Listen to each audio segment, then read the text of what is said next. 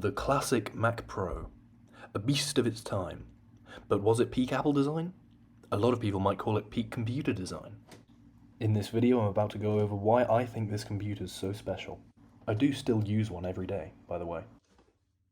So the first great thing about this computer is its modularity.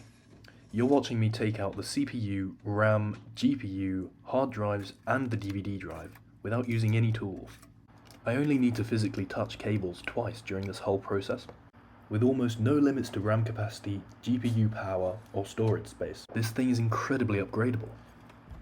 You can go far higher than this, but for example, my 2010 Mac Pro has 5 terabytes of storage space, split between a hard drive and some smaller SSDs. I've got 48 gigs of RAM, a 6-core Xeon CPU, and a GTX 1080. On screen now are some rough limits to the upgrades you can perform on these. Cooling capabilities are another reason I like the classic Mac Pros so much. Not counting the GPU fans, there are 5 fans on board. Regardless whether you're using Windows or Mac OS, they can all be tweaked individually using max fan control. The default fan settings are fine though, and they circulate air throughout the case really well. On the right you can see just how many temperature sensors there are on this thing. It's crazy. Okay, so running these fans at max speed is pretty loud, but it just shows you how much power you'd have to throw at this thing to overheat it. Another reason to love this computer is the brilliant design of each component. So yeah, this thing looks great from all angles, but they didn't prioritize form over function here.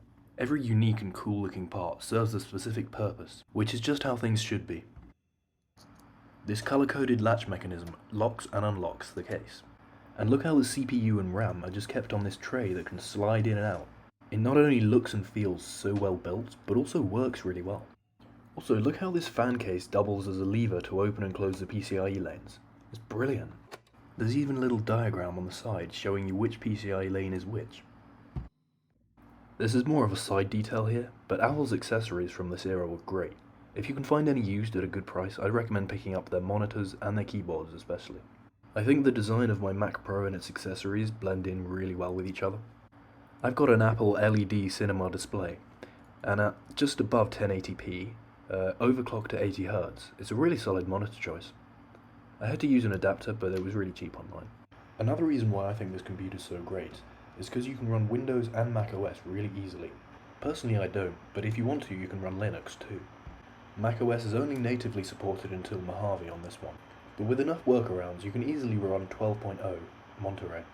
The Mac Pro obviously wasn't built for this, but I do play some games on mine, and it destroys in most of them. Minecraft obviously ran well, but it's a good CPU benchmark. This is Marvel's Spider-Man, re-released for PC. Running at max settings it hit almost a solid 60, but did drop frames every now and then. Hogwarts Legacy was a similar story. It hit 60 most of the time, even at max settings. Call of Duty 4 Remastered, my favourite Call of Duty game. It ran really well. 60 FPS was achievable all of the time, even at max settings. On Geekbench 5, I scored 654 single core and 3770 on the multi-core CPU test. The GPU managed to get 58,500 on the OpenCL.